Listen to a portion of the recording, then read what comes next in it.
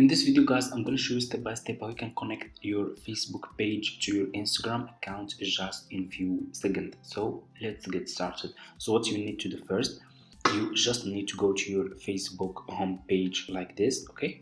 And what you will do, you should see over here setting, okay? Click on setting like this and it's gonna take you to this page over here, okay? As you can see, what you will do next, click on linked account, okay, like this, and it's gonna take you to this page. What you will do next, scroll down, and as you can see over here, connect account, okay, click on connect account and it's gonna take you to this page again. Scroll down and click on connect,